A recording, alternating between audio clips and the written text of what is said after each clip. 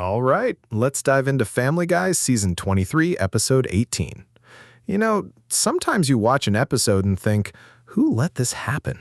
And then you remember Peter Griffin is basically the embodiment of a collective hallucination. This week, we're talking about the guy who keeps rewriting history, Brian Griffin.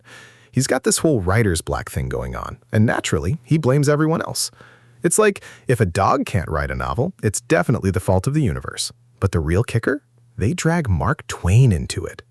Yes, that Mark Twain. Apparently, the showrunners decided that the best way to fix Brian's writing slump was to literally break time and introduce him to a historical literary giant. I'm talking about a trip that makes that time travel episode with the dinosaur really look like a low-budget school play. By the end of this thing, you'll be asking yourself if history is even real anymore, or if it's just another poorly executed Family Guy joke. And trust me, that's just the tip of the iceberg, or should I say, the tip of the tug tube? This episode is a wild ride, and if you think you know where it's going, you're probably wrong. Stick around because we're about to unpack all the chaos, the questionable life choices, and the sheer audacity of this particular entry into the Family Guy canon. And if you're already hooked, hit that subscribe button and ring the bell so you don't miss any more of our deep dives into the madness. Seriously, we cover this stuff so you don't have to risk your own sanity. It's a public service, really. So, the main plot kicks off with Brian having a serious case of writer's block. He's in some kind of writing class, probably forced by Lois, and he's supposed to come up with a brilliant story. Naturally, he's got nothing. He's just describing himself in the moment, which is peak Brian. The teacher, who I guess is supposed to be some kind of literary guru, is not impressed. He basically tells Brian he needs to have an idea that rips his heart out, something real and true, or he'll die. High stakes for a talking dog, right? Brian, being Brian, flails around, throws out ideas like The Boy with a Dragon Tattoo, which is just a title, not an idea, you idiot. And then finally, The Karate Adult. The guru, clearly done with Brian's nonsense, basically tells him he's not a real writer unless he's lived a full life. He's told to turn in his scarf and leave. It's a whole scene designed to establish Brian's inadequacy, setting up the rest of the episode's shenanigans. Then, Joe Swanson comes up, and his dedication for Bonnie is, shall we say, dark. It's a classic Joe moment, darkly humorous and completely out of left field. He reads this poem about Bonnie lying in a pool of blood and Detective Bo Bonson holding the gun and whispering, "Who can't walk now?" It's morbid, it's shocking, and it's exactly the kind of thing Family Guy does to grab your attention. It's a great contrast to Brian's existential crisis. Then, the episode pivots hard. We get this bizarre Bud Light apology segment. Yes, Bud Light. The CEO shows up, apologizing for giving beer to a trans woman and somehow concluding that light beer is the cornerstone of your heterosexual identity. Their solution? Prove you've always had a penis by flashing a naked baby picture and your current genitals to get free beer. I mean, what even is this? It's so jarring, so unexpected, and frankly so bizarre, it feels like it was ripped from a fever dream. It's a commentary, I guess, on culture wars and brand pandering, but it's delivered with such a blunt, almost nonsensical force that you're left reeling. Brian, still reeling from his own failures, is wondering how all these great writers got their ideas. He's looking around, noticing a bookcase for the first time, which is a nice touch to show how out of touch he is. He feels like he has something amazing to say, but doesn't know what it is. This is where Stewie, ever the genius and chaos agent, steps in. He offers to take Brian back in time using his time machine to meet the greats and get his writing back on track. Brian, of course, is all for it, especially when Stewie mentions meeting some historical figures and potentially a nosegay for someone named Ashley. It's classic Stewie. He's always got some grand, convoluted plan that usually involves manipulating Brian. They decide to go back and meet some of the greats: Dostoevsky, Hemingway, Twain. Brian even suggests a woman writer, but Stewie immediately shuts him down and name-drops Jules Verne, whom Brian stupidly thinks is a woman.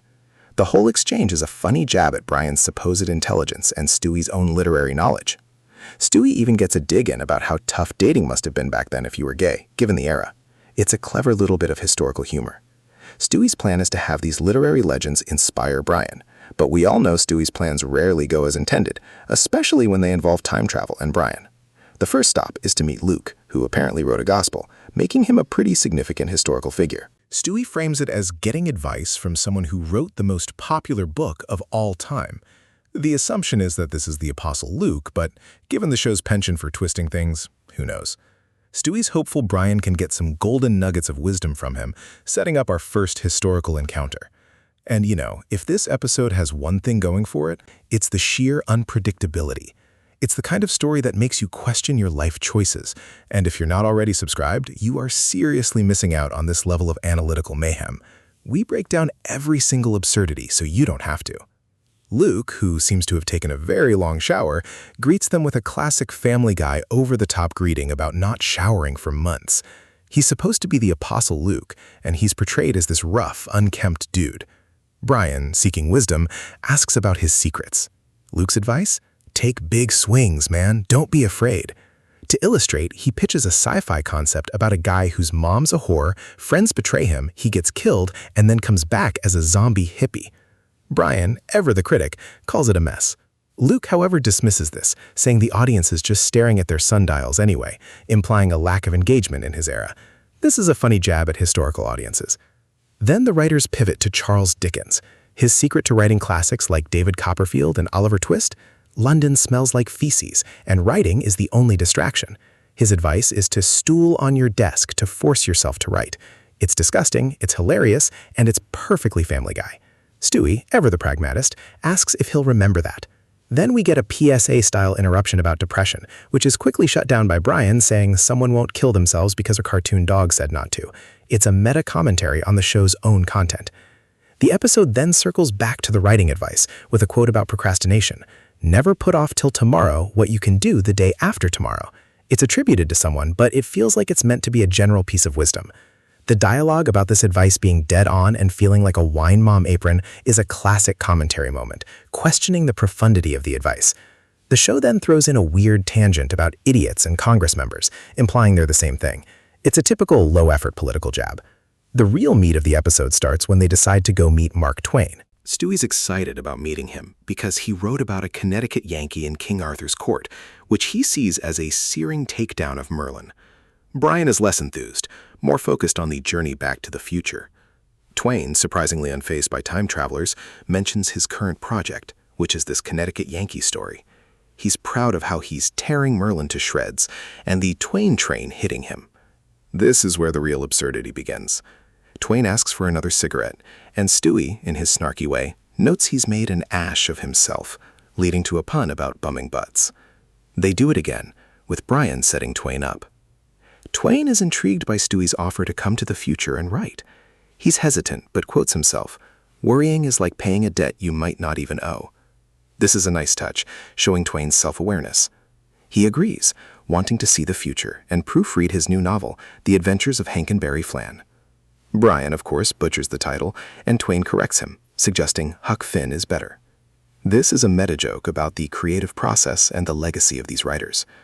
Brian, now face-to-face with Twain, is convinced bringing him to the future is a terrible idea because they could change the course of history. Stewie, with his usual cynical outlook, asks if history pretty much sucks anyway, listing the Crusades, Hitler, and Prince Harry marrying Meghan Markle. This is a classic Family Guy move, taking a potentially profound moment and undercutting it with pop culture jabs and lowbrow comparisons. Brian defends his previous wives, which is a bit rich coming from him. The conversation then shifts to what they should write about. Stewie suggests a man and a boy going on an unsupervised journey, which is clearly a nod to Huckleberry Finn. Brian, however, wants something real and compelling and ripped from the headlines, maybe about a murdered woman. This shows Brian's artistic pretentiousness. Stewie's response is cold. Why would anyone care if a woman died? This is a shocking, misogynistic line, even for Family Guy, and it highlights the show's tendency to push boundaries to their absolute limit, sometimes crossing them entirely. Brian then realizes the world has changed a lot and decides to catch him up. This is where the episode delivers a whirlwind history lesson, delivered with classic Family Guy speed and simplification. We get the transcontinental telephone line, World War I, World War II, Neil Armstrong on the moon, Taylor Swift dating Travis Kelce, Trump being reelected, and then the bizarre pronouncement that now we can say Merry Christmas again. This is a commentary on current events, social anxieties, and culture wars, delivered in a way that's both informative and utterly ridiculous. The inclusion of Taylor Swift and Travis Kelce feels very ripped from the headlines, and the Merry Christmas line is a clear nod to the so-called War on Christmas. It's a lot to take in, and it sets the stage for how Twain will react to the modern world. The episode then throws in a completely random mention of Chris, with someone saying, "I don't know why we invited Chris," and then a bizarre segment about a flesh flashlight and the tug tube as the story of America. This is pure surrealism, completely disconnected from the main plot, showcasing Family Guy's willingness to throw in random, often crude, jokes. It's a moment that makes you question if you accidentally switch to a different show. The story about the tug tube, a vibratory wonder, being the story of America, is a deeply absurd, probably sexual, metaphor. It's the kind of shock value that the show thrives on. Then comes the pitch for a murder mystery, but it's a when done it or a where done it. Brian hates it. Stewie's response, "I wish you had dysentery because at least then it would be coming out of the right hole," is incredibly crude and showcases his disdain for Brian's lack of ideas. The where done it leads to suggestions of Cheyenne, Wyoming, and then the problematic trope of needing an engine. This is where the show really treads on dangerous ground, using racist stereotypes for a joke. The description of the engine as big, murderous, a liar, and a thief is incredibly offensive. Brian points out that more details make it worse, and then we get the addition of a slave who takes vacations with teenage boys. This is just piling on offensiveness, and it's shocking to see it presented so casually. Brian, thankfully, calls for a new thought. Then they propose a QAnon terrorist stealing Ethereum and being murdered by an NFT. Brian has no idea what any of that is, leading Stewie to tell him to look it up. The dialogue about Dogecoin being an alternative shows a grasp of current crypto trends. Then the conversation devolves into a discussion about pornographs and oily bazoombas, with Brian admitting his job is looking at porn. This is where the core of the episode's conflict truly emerges, Brian's artistic pretensions versus his own base desires and Stewie's cynical worldview. Stewie's statement, "Novels are stupid and meaningless, the only thing that matters in this world is pornography, it makes everyone feel alive," is a shocking declaration. He argues that literature is meaningless and porn is what truly connects people. Brian, the aspiring writer, is horrified. He argues that literature is important, and Twain's work convinced him to write. He's essentially telling Twain that his life's work inspired him. Twain, in this scenario, is presented as someone who lived in a time of great hardship, where art was created by undistracted people who could cultivate genius.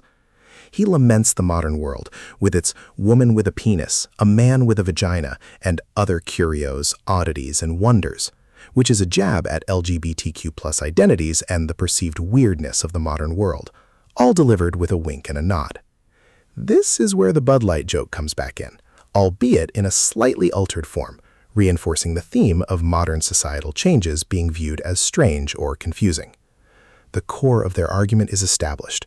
Brian wants to write meaningful, real literature, while Stewie, and perhaps the show's darker side, believes that superficial, immediate gratification, like porn, is all that truly matters. The tension between these two philosophies is the engine driving the rest of the episode. And honestly, the way they're handling this deep dive into literature versus pornography is exactly why you need to be subscribed. It's not every day you get this kind of analysis, and we're just getting started. The conflict escalates when Twain asks for Stewie's phone, ostensibly to look at stuff, but Brian suspects he's going to look at porn. Stewie resists, saying his job is looking at oily bazoombas, and Brian retorts that he was brought here to write a novel, not masturbate. Stewie dismisses novels as stupid and meaningless, reiterating his earlier point that pornography is all that matters because it makes people feel alive. Brian argues that literature is important, citing Twain's influence on him. Twain, now in the modern era, is bombarded with a world he finds baffling. He describes the 19th century as a time of hardship, where people went to bed at sunset, lost teeth at 19, and the highlight of life was tasting cinnamon. He believes great art came from undistracted people who could cultivate genius. He sees the modern world as full of curios, oddities, and wonders, a clear reference to gender fluidity and societal changes, which he frames as bizarre. This is a really cynical take on progress, couched in Twain's historical perspective, but delivered with the show's usual lack of subtlety. The woman with a penis, a man with a vagina line is specifically targeting trans identities and is presented as something odd or bewildering. The tug tube reappears, and the Bud Light joke is retold as a cynical endorsement. Bud Light, we're making this way more complicated than it needs to be. This is a jab at the absurdity of brand messaging and culture war pandering. The core conflict boils down to Twain's reaction to modernity and Stewie's cynical endorsement of superficial pleasures over meaningful art. Brian, caught in the middle, is forced to confront his own artistic ideals against Stewie's nihilistic view. Twain's plea for his phone and Brian's refusal, leading to Stewie demanding to paddle my wheel, is a desperate attempt to access his forbidden pleasure. Brian, as his friend, refuses, appealing to the Mark Twain I know being better than this. This is Brian trying to salvage the situation and his artistic integrity, but it's too late. Twain, fully embracing his new desires, declares, "My scones, my cake pops, my model egg sandwich to show everyone what an egg sandwich looks like." This is him abandoning his literary pursuits for a life of pure hedonism and consumerism, symbolized by these mundane, albeit slightly absurd, food items. He then explicitly states, "I love porn. I want to make porn. I want to be porn." This is the ultimate surrender to superficiality, a complete rejection of his literary legacy. The episode then shows the consequence. Twain, now a porn addict, is God knows where. Brian, horrified, realizes he has thrown history off course, calling it a bigger disaster than when Mount Vesuvius erupted. He's taken one of history's greatest writers and turned him into a degenerate. The irony is that Brian, who was supposed to find his artistic voice, has instead destroyed a literary legacy and created a monstrous paradox. The climax of the episode involves Brian trying to salvage the situation. He's handed in what he thinks is Twain's manuscript for Huck Finn to his professor. But here's the twist. Brian, in his quest for authenticity, actually wrote the manuscript himself based on his own interpretation of Huck Finn and passed it off as Twain's work. He claims he hasn't even read the original, which is a massive red flag. The professor, however, is impressed, saying the quality is undeniable and it will be passed on to a publisher, resulting in Huck Finn by Brian Twain Griffin.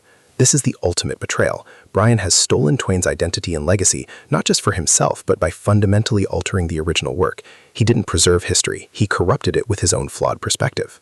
Brian's justification for his actions is that he was offended by the original Huck Finn, claiming it lacked trigger warnings, was dripping with white privilege. Despite Brian being a dog and thus not white, he appropriates this critique and took place on stolen land.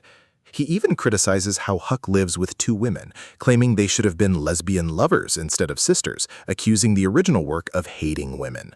He calls the relationship between Huck and Tom a form of grooming. This is where the episode really goes off the rails, attempting to apply modern progressive critiques to a historical work. It's a clumsy, heavy-handed attempt at social commentary that completely misses the mark, portraying these critiques as absurd and overwrought. Brian's interpretation is so warped, so divorced from the original intent, that it highlights his own deep-seated issues and his inability to grasp complex literature or social dynamics. He's not a revolutionary critic. He's a self-righteous, pretentious dog projecting his own insecurities. The episode ends with the implication that Brian's altered Huck Finn will become the definitive version, forever changing literary history. This is the ultimate consequence of Brian's journey. He didn't find his voice, he destroyed someone else's and replaced it with his own flawed, self-serving narrative. It's a deeply unsatisfying and problematic conclusion that prioritizes Brian's ego over artistic integrity and historical accuracy. The entire premise of bringing Twain Mac was to help Brian write, but it ended with Brian rewriting a masterpiece and ruining Twain in the process. It's a tragic, or perhaps just deeply stupid, ending. Let's talk about the writing quality. The first half, where Brian struggles with writer's block and they visit historical figures, is classic Family Guy. It's a series of somewhat disconnected gags, hitting the show's typical blend of historical absurdity and crude humor. The Dickens stool joke? Gross but funny. The Luke advice? Serviceable. The Mark Twain introduction? Promising. The real problem starts when Twain comes to the present. The Bud Light segment is a bizarre non sequitur, and while it's a commentary on real-world events, it feels shoehorned in. Then, the episode tries to grapple with serious issues like literary merit, pornography, and modern social critique, but it does so with all the subtlety of a sledgehammer. Brian's critique of Huck Finn is where it completely falls apart. It's presented as if these progressive viewpoints are inherently ridiculous, which is a tired and lazy stance for the show to take. Instead of a nuanced exploration of how literature can be viewed differently through modern lenses, it's just Brian being an idiot. The dialogue feels rushed in this latter half, trying to cram in so many controversial points that it loses all coherence. The pacing is all over the place. 1 minute we're with Dickens, the next we're getting a history lesson, then a Bud Light apology, then Twain is addicted to porn. It's like a fever dream, but not in a good way. There's no narrative through line, just a series of increasingly bizarre events. Visually, it's standard Family Guy. Nothing particularly stands out. The animation is fine, but it doesn't elevate the material. The pacing of the historical lectures is rapid fire, typical of the show, but it feels particularly jarring here because it's supposed to be about teaching Twain. It all culminates in a deeply unsatisfying and problematic conclusion. The episode tries to be edgy and relevant by tackling culture wars, but it ends up feeling like a confused, poorly executed rant. My verdict? This episode is a mess. It starts with a decent premise, but devolves into a nonsensical, offensive, and ultimately pointless exercise in shock value. It's a low point, even for Family Guy. Now, let's break down some of the truly unforgettable moments from this episode. First off, Brian's writer's block. We see him in class, utterly lost, and when asked for an idea, he just describes his current situation, a dog in a writing class desperately needing an idea at 2:43 p.m. The teacher's response is priceless. He says, "No, that's not an idea. You're just describing what's happening." It's such a simple, brutal takedown. It works because it's so relatable to anyone who's ever tried to be creative and just ended up describing their immediate surroundings. It highlights Brian's fundamental lack of insight. He can't even conceptualize an idea outside of his own pathetic existence. What's he trying to say? That true creativity requires stepping outside yourself, which is something Brian, for all his supposed sophistication, rarely does. He's always caught up in his own navel-gazing. I would have had the teacher go even harsher, like, "That's not even a good description, that's just sad." It would have been funnier and more in line with Brian's character being utterly pathetic. My personal reaction? A chuckle of recognition and a bit of sympathy for Brian, which, let's be honest, is a rare feeling. Next up, Joe's dedication to Bonnie. Bonnie lay dead in a pool of blood. Detective Bo Bonson held the gun and whispered, "Who can't walk now?" This is pure, unadulterated Family Guy dark humor. It's shocking, morbid, and hilariously out of nowhere. The implication is that Bonnie is dead, and Joe is the killer, or at least implicated. The line, "Who can't walk now?" is a cruel callback to Joe's paralysis. It works because it's so unexpected and so bleak. It's a joke that relies on the audience knowing Joe's backstory and the tragedy of Bonnie's character. What is it trying to say? That even in the darkest circumstances, human beings can find humor, or at least the show's writers can find a way to mine tragedy for laughs. It's a comment on the show's willingness to go to any length for a gag. I would have loved for Joe to actually pull out a gun and start aiming it around. That would have been peak, chaotic Joe.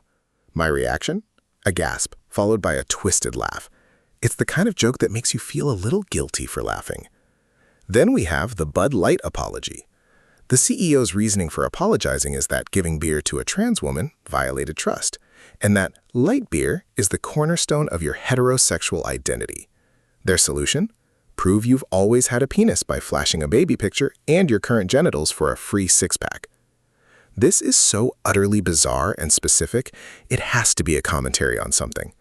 It's a mocking take on culture war pandering and the perceived fragility of certain groups' identities. It's so detached from reality that it circles back to being funny, albeit in a deeply uncomfortable way. The writers are clearly having fun pushing the boundaries of what a corporate apology can look like. What are they saying? That brands will do anything to win back a demographic, no matter how absurd the reasoning. It's a satire of marketing gone wild. I would have made the CEO's entire speech about how they've been consulting ancient texts and astrological charts to determine the true essence of heterosexual beer drinking. It would have been even more ridiculous. My reaction? Pure confusion, followed by a sense of morbid fascination. The scene where Brian dismisses Jules Verne as a woman is gold. Stewie calls out Brian's ignorance, and Brian responds, "It is? God, it must have been so tough to date back then." Stewie then adds, "The 19th century, most gay stuff was accidental." This is a quick, sharp jab at both Brian's dim-wittedness and historical LGBTQ+ experiences. It's funny because it's unexpected and topical in its own strange way, acknowledging the challenges faced by queer people in history. What's it saying? That historical perspectives on gender and sexuality are complex, and Brian is too clueless to even grasp the basics. It's also a moment where Stewie, the intellectual, gets to look down on Brian. I would have had Brian double down and say, yeah, but was he a good gay? Just to make him even more infuriating. My reaction? A smirk. It's one of those quick, smart jokes that Family Guy sometimes nails. The advice from Charles Dickens is a standout. He says writing is the only distraction from how literally everything in London reeks of feces. His advice? You should simply stool on your desk. Then you'll have no choice but to write to avoid the stench. This is peak Family Guy gross-out humor. It's disgusting, it's memorable, and it's a surprisingly effective metaphor for overcoming creative blocks through sheer desperation and unpleasantness. It works because it's so visceral and unexpected. It's saying that sometimes the greatest art comes from the worst circumstances, or at least from a complete lack of comfort. I would have had Dickens actually demonstrate it with a small, meticulously crafted diorama of a turd on a tiny desk. That visual would have haunted me forever. My reaction? Disgust, certainly, but also a grudging admiration for the sheer audacity. Mark Twain's agreement to go to the future is great. He's not surprised by time travelers, and he's working on a story about a Connecticut Yankee in King Arthur's court. He calls it a searing takedown of Merlin the Wizard. He's clearly proud of how he's tearing Merlin to shreds and how Merlin gets hit by the Twain train. This is a fantastic meta-joke. It acknowledges Twain's own literary output and his style of satire. He's presented as a confident, witty writer, unfazed by the extraordinary circumstances. It's funny because it's Twain essentially giving himself a glowing review, even before he's experienced the future. What is it saying? That great artists are often their own biggest fans, and they know their own genius. I would have had Merlin himself appear in the room, completely naked and covered in bird droppings, just to prove Twain wrong in real time. My reaction? Amusement at the cleverness of the self-referential humor. Twain's line, "Worrying is like paying a debt you might not even owe," is a gem. He uses it to justify agreeing to go to the future. This is Twain in his element, wise, philosophical, and self-aware. It's a perfect encapsulation of his writing style and his outlook on life. It works because it sounds profound, even when delivered in a silly context. It's a moment where the episode tries to tap into genuine wit. What is it saying? That sometimes you have to take leaps of faith, even if you're not sure what the outcome will be.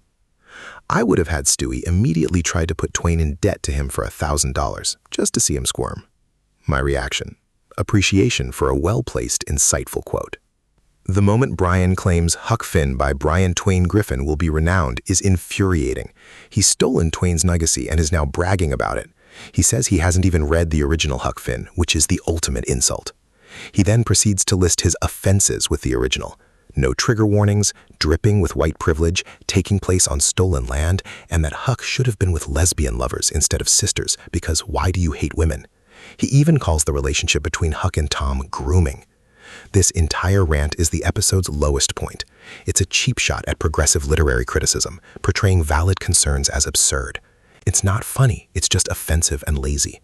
What is it trying to say? The show is trying to mock modern critiques of classic literature, but it does so by reducing complex ideas to Brian's idiotic pronouncements. It makes Brian look like a self-righteous, ignorant fool, but it also makes the show itself look out of touch. I would have had Brian immediately be sued by the Twain estate for literary theft and intellectual property violation, with the judge citing all his absurd criticisms as evidence of his inability to comprehend the original work. My reaction? Anger. This is a moment that undermines any artistic merit the episode might have had. The flesh flashlight and tug tube segment is pure, unadulterated surrealism. Someone says, "I don't know why we invited Chris," and then we dive into the history of the tug tube as the story of America, from a duct-taped prototype to the CAD-engineered vibratory wonder of today. It's random, it's crude, and it has absolutely nothing to do with the rest of the episode. It's a classic Family Guy moment where they just throw in something utterly bizarre for the sake of it. What is it saying? Honestly, probably nothing. It's just the show being its chaotic, boundary-pushing self, indulging in surreal humor and vulgarity. It's a moment of pure, unadulterated randomness. I would have had Kristen emerge from a giant tug tube, wearing a full suit of armor made from vibrators, and challenge everyone to a dance-off. My reaction? Bewilderment. It's so out of left field, it's almost impressive. Finally, Twain's descent into porn addiction. He declares, I love porn. I want to make porn. I want to be porn. It's the ultimate surrender to his new desires, completely abandoning his literary career. This is the consequence of Brian's meddling. He's taken one of history's greatest writers and turned him into a degenerate, consumed by base desires. It's a bleak, cynical conclusion. It works as a dark punchline to the episode's premise, showing the potential for corruption when confronted with modern excess. What is it saying? That the allure of instant gratification can be overwhelming, even for the most esteemed individuals. It's a commentary on modern society's obsessions and Brian's own hypocritical nature. I would have had Twain start a Patreon where he just makes ASMR videos of himself eating donuts while whispering existential dread. That feels more aligned with modern internet degeneracy. My reaction? A weary sigh. It's a sad, albeit darkly funny, end for a literary icon. Let's check in on our main players in this episode. Brian Griffin, as expected, is the central figure, and frankly, he's exhausting. His writer's block is the catalyst for everything, but his journey is less about creative growth and more about his own ego and pretentiousness. He's constantly looking for shortcuts, from blaming others for his lack of ideas to trying to steal Twain's legacy. His critique of Huck Finn is the episode's lowest point, showcasing him as a self-righteous idiot who misunderstands both literature and social commentary. His cow pattern skin is a weak attempt at self-deprecation that just falls flat. He's used as the primary vehicle for the show's critique of progressive ideas, which makes him incredibly unlikable. Does anything about this episode change how I see him? Not really. He's consistently the worst. His role here shows the show's current direction is to satirize social issues by mocking the people who raise them, and Brian is their mouthpiece. Stewie Griffin, as always, is the puppet master and the voice of cynical reason, or perhaps just pure nihilism. He instigates the time travel, he facilitates Twain's descent into porn addiction, and he delivers some of the episode's sharpest, albeit crudest, lines. His embrace of pornography as the ultimate truth is a darkly humorous yet disturbing take on modern life. He's used effectively here, driving the plot and providing the show's signature wit, even when it borders on offensive. His arc is more about observing the chaos he creates than developing himself, which is standard for Stewie. His role in this episode reinforces his position as the show's resident genius and chaos agent, always finding the most extreme ways to prove a point, however misguided. Mark Twain, when he's actually involved, is portrayed as surprisingly adaptable and perhaps a little too easily swayed. His willingness to accept time travel and his subsequent addiction to modern pleasures feel a bit too convenient. He goes from literary giant to porn-addled degenerate in what feels like an instant. He's less a character and more a plot device to highlight the absurdity of modernity and Brian's failings. His transformation is meant to be shocking, but it ends up feeling cheap. Does his role here say anything about where the show thinks his story is going? Obviously, he's not going anywhere long-term, but his degradation serves as a cautionary tale, albeit a poorly executed one, about the corrupting influence of modern society. Joe Swanson has a brief but memorable moment with his dark dedication to Bonnie. It's a classic Joe Swanson gag, morbid, unexpected, and perfectly delivered. It's a reminder of the show's ability to craft sharp, dark humor from its supporting cast, even when the main plot is a mess. His inclusion serves as a good contrast to Brian's self-absorbed crisis. The unnamed writing teacher provides the initial catalyst for Brian's journey, serving as the stern, disapproving figure who sets Brian on his path of time-traveling idiocy. He's there to deliver the harsh truth that Brian is not a writer. His role is functional, setting up the episode's core conflict. The Bud Light CEO is a fleeting character, but his appearance is a significant moment of real-world commentary, however bizarrely delivered. He's there to deliver the show's take on culture war pandering, acting as a satirical figure. Overall, Brian is the weakest link, his characterization devolving into pure arrogance and hypocrisy. Stewie shines as the cynical mastermind, and Twain serves as a cautionary tale. Joe gets a good moment, but the rest of the characters are largely incidental. This episode is a treasure trove of stuff you probably missed if you were just passively watching. First, that opening theme song sequence, the one about violence and movies and sex on TV, that's an actual old-timey musical number. It's not just a quick gag, it's a full-on mini-production number that they trot out every so often. It's a clever way to establish the show's self-aware commentary on its own content right from the jump. They're saying, yeah, we know we're edgy, and we know what you expect from us. It's a callback to earlier seasons and a signal that even though they might be pushing boundaries, they're still rooted in that classic Family Guy cynicism. It's a subtle wink to the longtime fans. Then there's the whole karate adult idea Brian throws out. It sounds ridiculous, and it